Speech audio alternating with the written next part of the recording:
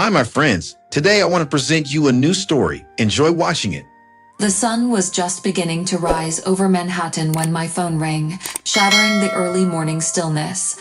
I groggily reached for it, barely registering the number. It was my mother. "Julia, it's your father. He's gone." Her voice was barely above a whisper, but it felt like a thunderclap in my ears. "What? Mom, what do you mean?" I asked, my heart pounding as I sat up in bed. "He had a heart attack last night. The paramedics said it was quick. He didn't suffer."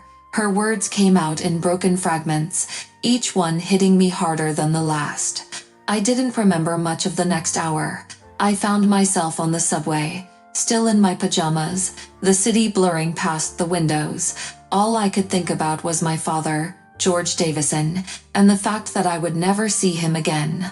When I arrived at my parents' house, my mother opened the door. Her eyes were red and puffy, and she looked like she hadn't slept. We fell into each other's arms, our tears mingling. "Why didn't he tell us?" I sobbed into her shoulder. "He didn't want to worry you," she replied, stroking my hair. "He was always so stubborn." The days that followed were a haze of grief and numbness. Friends and family came by to pay their respects, filling the house with their condolences and casseroles. I moved through it all like a ghost, barely able to function. One afternoon, as we were going through my father's things, I stumbled upon a set of keys and a manila folder in the bottom drawer of his desk. The folder was labeled "Julia's Delicious Food" in my father's neat handwriting. My curiosity piqued. I opened it. Inside were documents for a restaurant lease, a business plan, and a stack of unpaid bills. My heart sank as I realized what it meant. My father had opened a restaurant in my name, and it was failing. "Mom, did you know about this?" I asked, holding up the folder. She shook her head, looking just as bewildered as I felt. "No, I had no idea. Why would he do this?" I scanned through the papers, trying to make sense of it all. He must have wanted to surprise me, to give me a head start in the culinary world, but why keep it a secret? My mother sighed, tears welling up in her eyes again. "He always wanted to protect you. He didn't want you to feel burdened." I looked back at the documents, a mixture of anger and sadness churning inside me. My father had poured his heart into this restaurant, and now it was in trouble. I couldn't just let it fail. I had to do something. That evening, I made my way to the address listed on the lease. The sign above the door read, "Julia's Delicious Food," in faded, peeling letters. The place looked run down, with grime on the windows and a general air of neglect. My heart ached at the thought of my father's dream in such disrepair. I pushed open the door and stepped inside. The dining area was empty, and the few staff members who were there seemed tired and disinterested. A man in a chef's coat approached me, wiping his hands on a dirty apron. "Can I help you?" he asked, his tone wary. "I'm here to apply for a job," I said, deciding on the spot to go undercover. If I was going to save this place, I needed to understand what was going wrong from the inside. The chef looked me up and down, clearly skeptical. "We need a dishwasher. You up for it?" I nodded, trying to hide my nerves. "Yes, I am." The next day, I returned to the restaurant, my heart pounding in my chest. Joey, the head chef, barely glanced at me as he barked orders to the kitchen staff. I tied on an apron and got to work, my hands trembling slightly as I plunged them into the soapy water. The kitchen was a cacophony of noise and movement, with cooks rushing to prepare dishes and waitstaff darting in and out. As the new dishwasher, I was invisible. No one paid me any mind as I scrubbed pots and pans, allowing me to observe everything around me. It didn't take long to notice that things were seriously amiss. The ingredients were subpar, often on the verge of spoiling. I watched in horror as Joey instructed the cooks to use questionable meat and wilted vegetables. "Hey you!" Joey's voice snapped me out of my thoughts. He was standing over me, his eyes narrowed. "You got a name, dishwasher." "Ally," I replied, keeping my voice steady. Nice to meet you, chef. He grunted, clearly unimpressed. Just do your job and stay out of the way. We're already short-staffed and don't need any more problems. I nodded, grateful for his brusque dismissal. As I continued my work, I made a point to chat with the other kitchen staff whenever I had a chance. One cook, a young man named Thomas, seemed different from the rest. He was diligent and polite, and I sensed he shared my concerns about the restaurant's practices. One afternoon, while we were prepping vegetables side by side, I decided to probe a bit. Thomas, can I ask you something? Sure, ally. What's on your mind? He replied, his hands skillfully chopping carrots. Have you noticed anything strange around here, like with the ingredients or the deliveries? Thomas paused, glancing around to make sure no one else was listening. Yeah, I have. Joey's been cutting corners, using expired stuff. And those late-night deliveries, I don't know what's in those boxes, but it's not right. I nodded, my suspicions confirmed.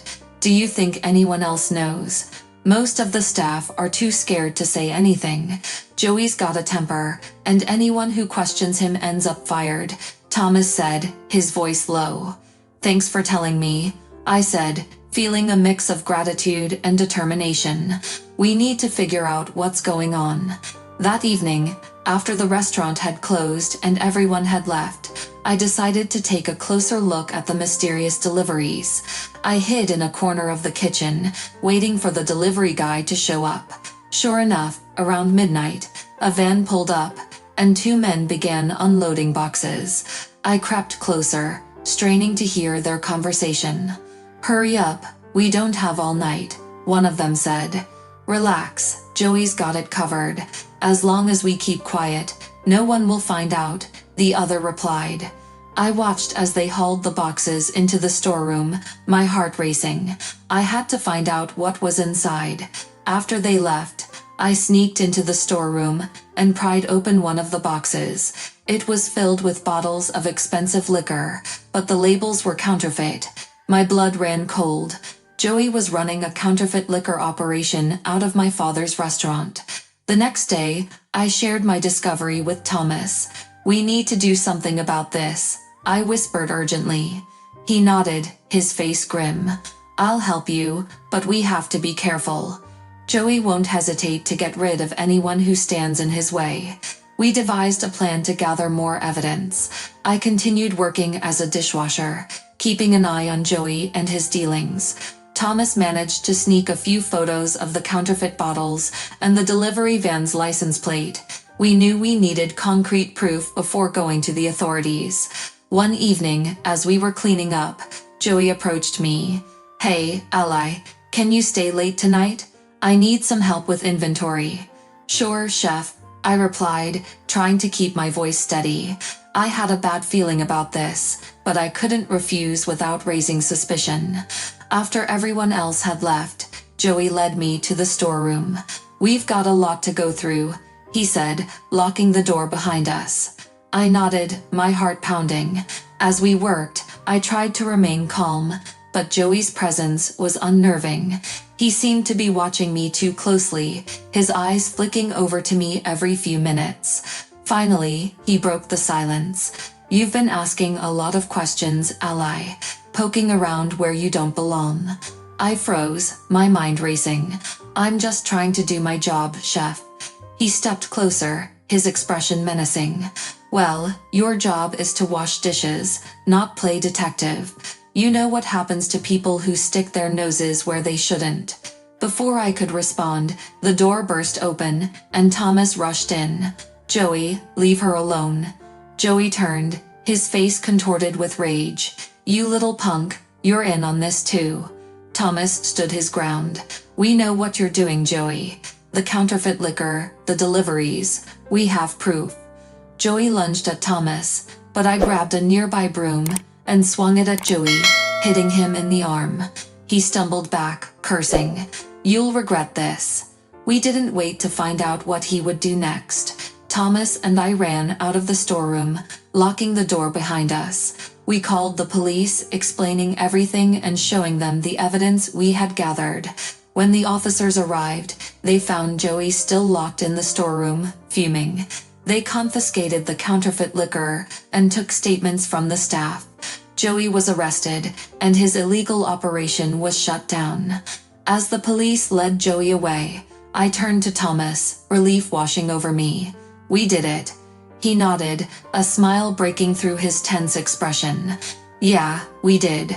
Your father would be proud. I felt a surge of emotion at his words. Thank you, Thomas. I couldn't have done this without you. We're a team, he replied. And now we can focus on making Julia's delicious food the restaurant it was meant to be. With Joey gone, the atmosphere in the restaurant changed overnight. The staff was more relaxed, and we all worked together to clean up the kitchen and restock with fresh, quality ingredients. With Joey arrested and the counterfeit liquor scheme exposed, I felt a sense of relief wash over me. However, I knew our troubles weren't entirely over. Joey's illegal activities had left a stain on the restaurant's reputation, and it would take time and effort to restore Julia's delicious food to its former glory. Little did I know that my journey was about to take another unexpected and dangerous turn. A few weeks after Joey's arrest, things at the restaurant were slowly starting to improve. The staff morale was higher, customers were returning, and the kitchen was finally operating smoothly with fresh, quality ingredients. Thomas and I worked tirelessly to ensure that every dish that left the kitchen was a testament to my father's legacy. One late afternoon, as we were preparing for the dinner rush, I noticed a man I didn't recognize entering the restaurant. He was tall, with a stern expression and a dark suit that screamed authority. He approached the counter, and I felt a knot of unease form in my stomach. "Can I help you?" I asked, trying to keep my voice steady. "I'm Detective Harris," he said, flashing his badge. "I need to speak with the owner, Julia Davison." "That's me," I replied, my heart pounding. "Is something wrong?" "Let's talk in private," he said, his tone leaving no room for argument. I led him to the small office at the back of the restaurant, where he closed the door behind us. "Ms. Davison, I'm here because we have some new information regarding the case against Joey. It appears that someone has been making allegations that you were involved in the counterfeit scheme." My mouth went dry. "What? That's absurd. I had nothing to do with it. I was the one who exposed Joey." Detective Harris held up a hand to calm me. "I understand, but we received an anonymous tip along with some supposed evidence linking you to the operation. We need to take you in for questioning." "This is a mistake," I protested, panic rising in my chest. "I would never do anything like that." "I believe you, Ms. Davison, but we have to follow procedure," he said, his expression softening slightly. "If you're innocent, this will all get sorted out." I reluctantly followed him out of the office, my mind racing. The staff watched with wide eyes as Detective Harris led me to his car. Thomas rushed over, his face etched with concern. "What's going on?" he demanded.